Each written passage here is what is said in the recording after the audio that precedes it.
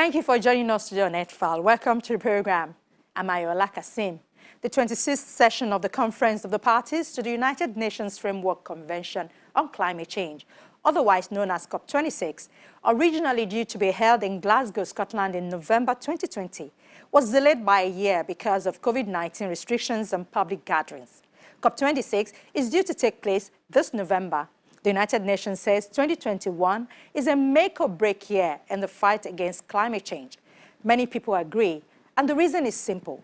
More intense drought, heat waves, rising sea levels, and warming oceans are directly wreaking havoc on people's livelihoods and communities.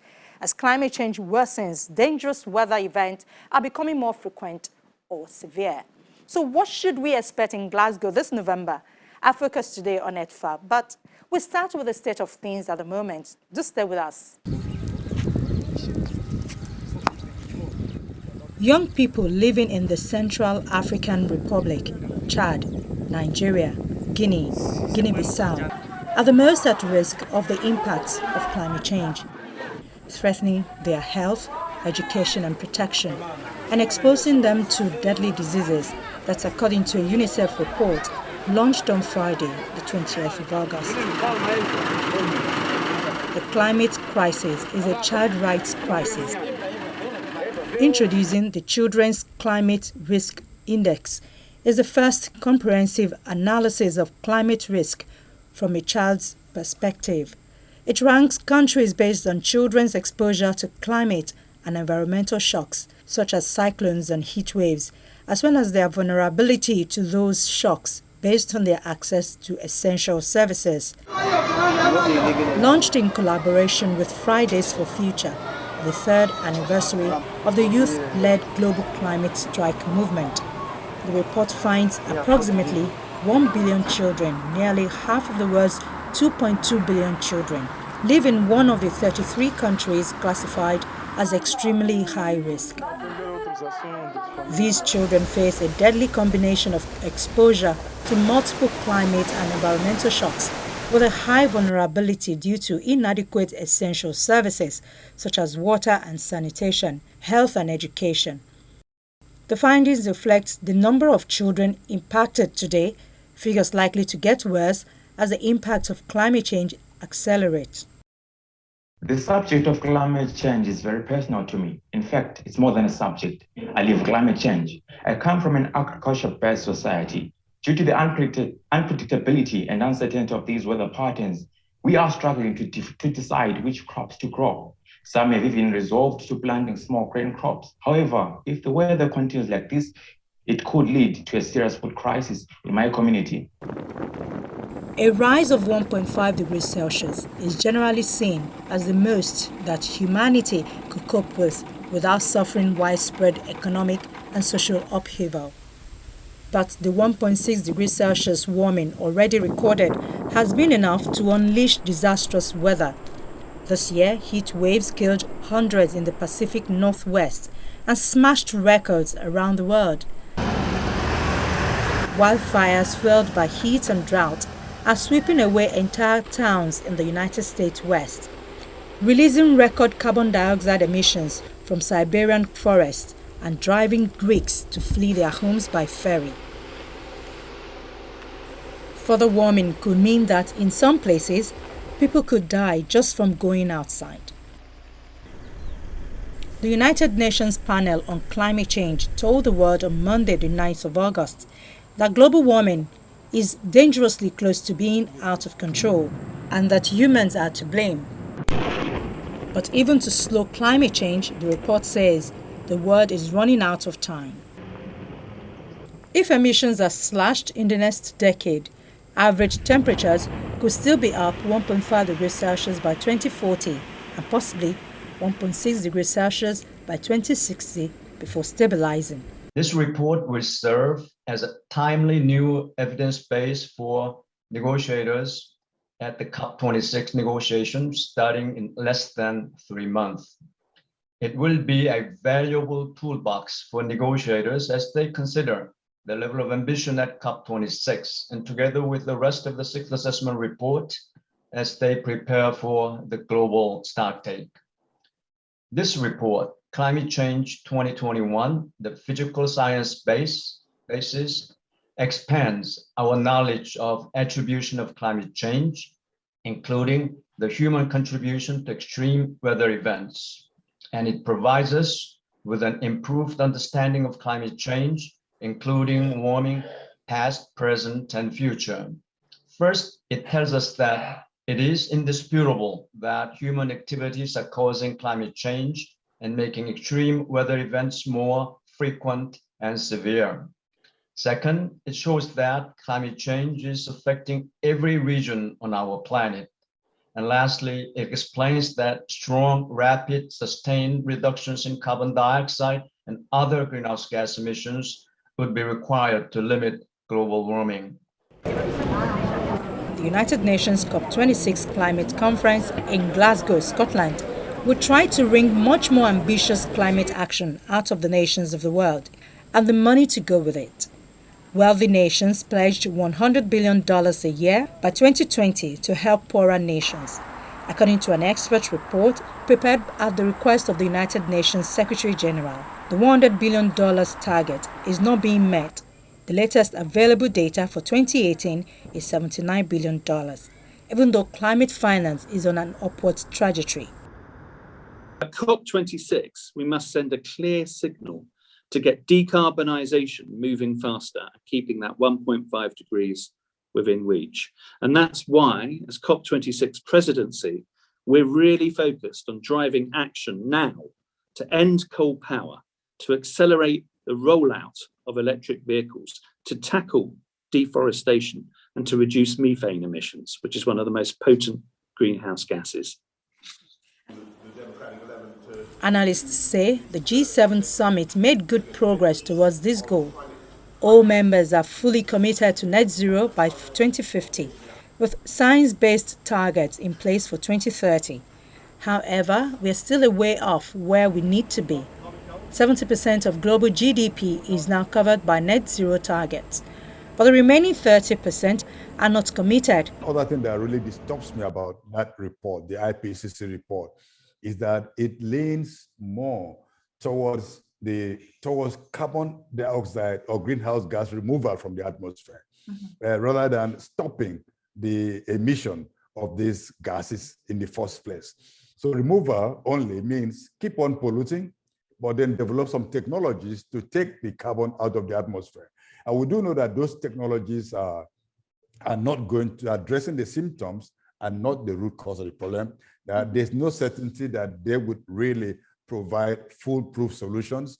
For example, whitening clouds to reflect radiation, or as the IPCC report says, removing carbon and storing in secure reservoirs. There's no secure reservoir for storing greenhouse gases. Even if you build the most solid structure to capture and store the carbon, anything created by humans would have a lifespan. And if it has a lifespan, it means if we follow that thinking, we are simply committing an intergenerational crime. We are pushing the real impacts to future generations who are not here when the problem is being created. Adaptation is a critical element of the Paris Agreement. It has been shown that the race to resilience will build on the successes of the race to net zero to drive commitment. Experts say the real question is whether the world can afford not to invest in climate action. Climate finance underpins, everything else we're trying to do. So we're working really hard with some of the big donor countries and, of course, the multilateral development banks and others to ensure that finance is there to support adaptation and resilience. So we're doing our best. I think we're making progress. I think Canada and Germany and the UK has made extra pledges recently. We are trying our best to get that finance to where it's needed most. Communities in all parts of the world are already suffering from the financial effect of climate change, be it crop loss due to drought or major damage to infrastructure caused by flooding or other extreme weather. It is also increasingly accepted that climate investments make economic sense. The financial and business cases for clean energy are stronger than ever. And in most countries, Going solar is now cheaper than building new coal power plants. It's really important to bridge the energy access gap there is here in Nigeria and the rest of Africa. But at the same time, it needs to be ideally clean energy. So we're not polluting the environment, we're not harming the planet or the atmosphere. So I think both of those things can be done. And this isn't a zero-sum game. I mean, it's not some sort of binary trade-off. The clean energy transition and indeed low carbon development represents the greatest growth opportunity of the 21st century. And while some jobs might be lost, for example, in the oil and gas sector, many more jobs would be created in the renewables sector.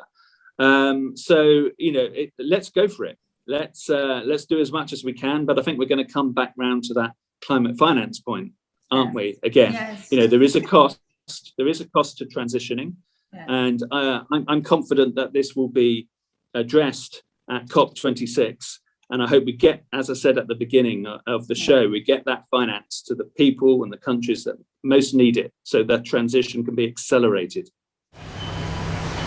Clean energy investments also drive economic growth, with the potential to create 18 million jobs by 2030, and that's including the inevitable fossil fuel job losses.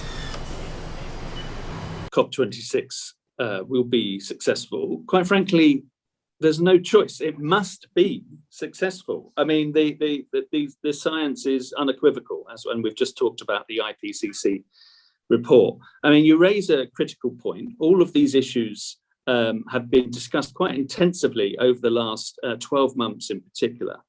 And at COP26, I think one thing worth reiterating is that we're committed to delivering for the most vulnerable and those on the front line of the impacts of climate change, including by responding to their concerns on access to climate finance, adaptation and loss and damage. Now, I think COVID-19 has made the poorest countries more vulnerable still, and marginalized groups too, including women and indigenous peoples. They're disproportionately impacted by climate change. And it's really important we leave no one behind. And at COP26, we want to leave no one behind. The UK has committed 11.6 billion of climate finance between 21-22 and 25-26. And included in this is support for programs such as the Risk-Informed Early Action Partnership and the Adaptation Action Coalition. The annual $100 billion commitment is a floor and not a ceiling for climate finance, according to the United Nations. We can't undo the mistakes of the past, but this generation of political and business leaders, this generation of conscious citizens can make things right. This generation can make the systemic changes that will stop the planet warming, help everyone adapt to the new conditions, and create a world of peace, prosperity, and equity. Climate change is here now, but we are also here now.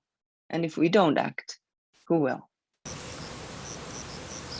The United Nations Environment Programme estimates that adaptation costs alone faced by just developing countries will be in a range of $140 billion to $300 billion per year by 2030, and $80 billion to $500 billion annually by 2050. But the benefit of the investment will be far greater.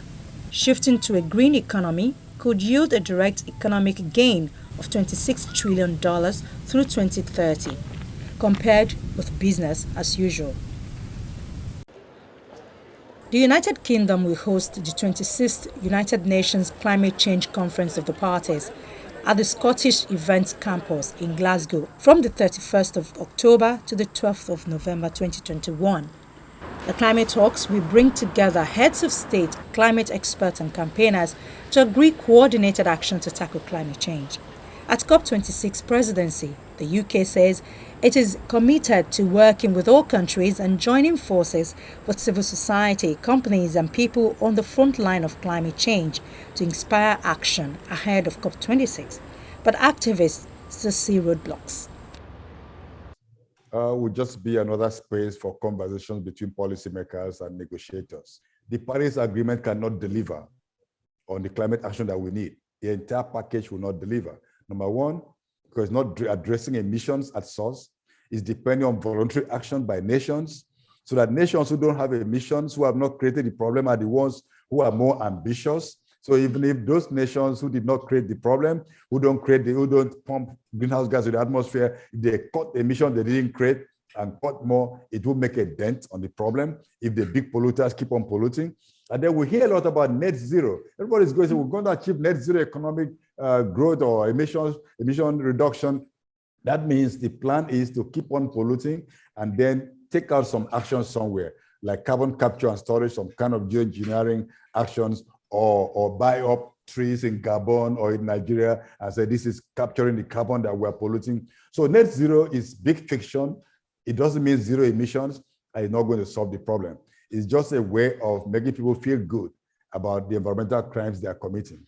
So we need to actually go down to that, examining the concepts being driving and being driven by these negotiations. If those concepts are negative, solutions will not be positive. At the Climate and Development Ministerial convened by the UK COP26 presidency on the 31st of March 2021, participants recognized the urge to streamline access to climate finance, with greater individual and collective action required both before and following COP26. The Task Force on Access to Climate Finance was announced in response to calls for coherent and effective support for developing countries' efforts to decarbonize their economies, adapt to climate change, and establish green growth pathways. Nationally determined contributions are basically are a sort of action plan for countries to reduce greenhouse gas emissions, but also these days also to adapt to the climate change impacts that are now already happening. A large number of NDCs were submitted just prior to and after the UN deadline of 30 July. And I'm delighted that Nigeria was among those to submit a comprehensive and ambitious NDC with an enhanced target to reduce emissions, conditional and external support. I think it's quite easy to be doom and gloom. I think some significant progress has been made since Paris, and COP26 will see major increases in ambition, both through national level commitments and real economy changes. More needs to be done, of course, and we are using our presidency to ensure the Paris Agreement is put back on track. Climate change is a global issue, and the COP process, I think, is the best way to bring together all parties to tackle it.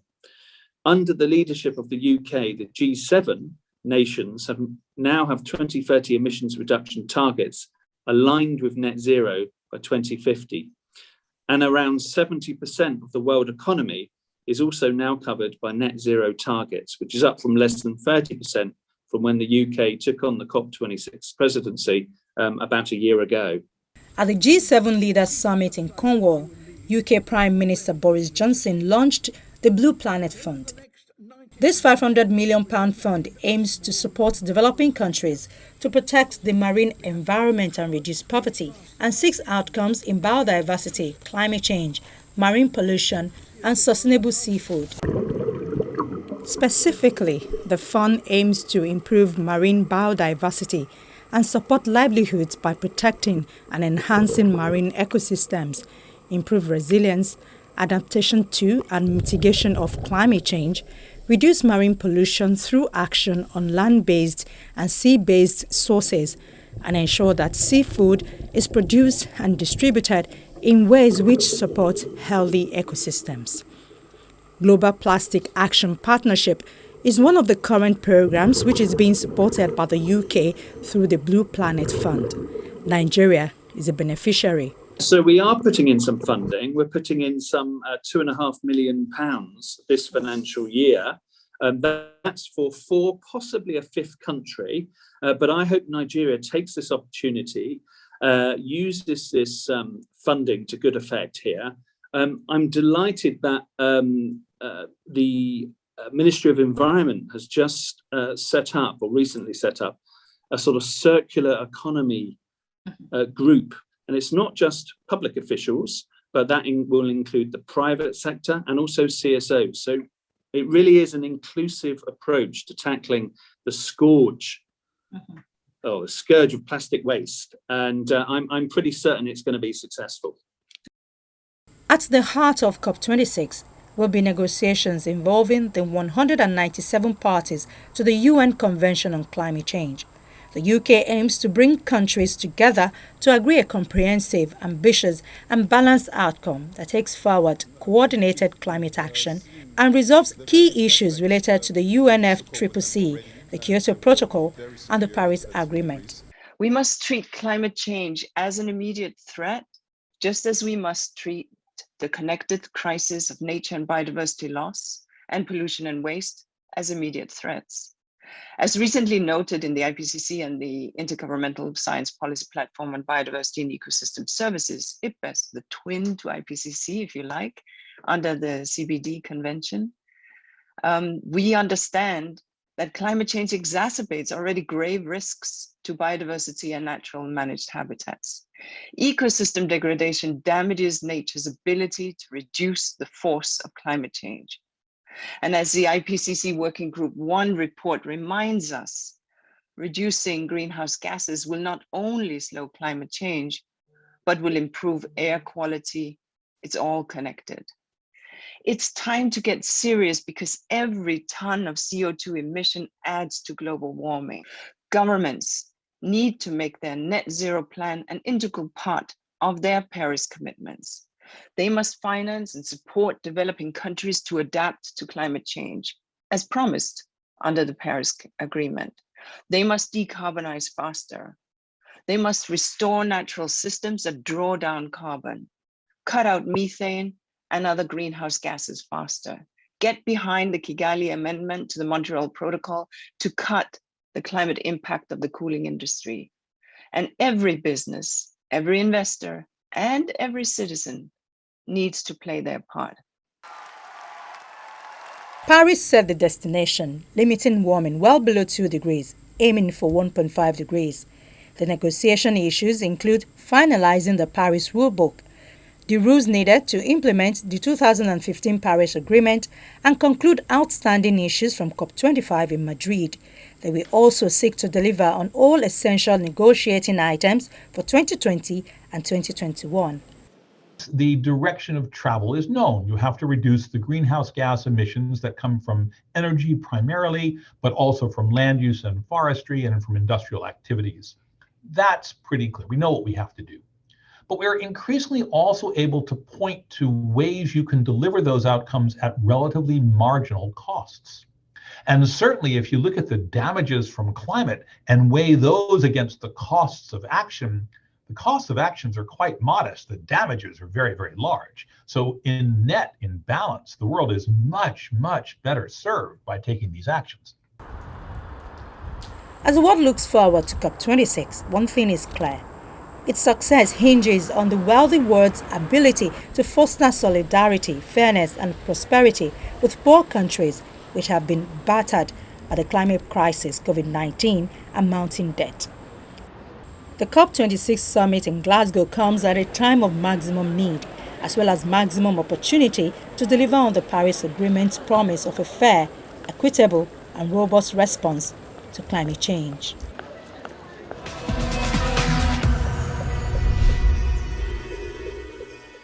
COP26 will center on delivering goals set out in the 2015 Paris Agreement, which aims to limit global warming to between 1.5 and 2 degrees Celsius, as well as moving the United Nations climate change process forward. Analysts say the conference will be used to both address what has and hasn't been achieved since 2015, while also setting concrete plans to reach the Paris Agreement's target. We're keeping watch and we'll give you updates. That's our program for the week. Thank you for watching. From all of us here in Lagos, it's bye for now.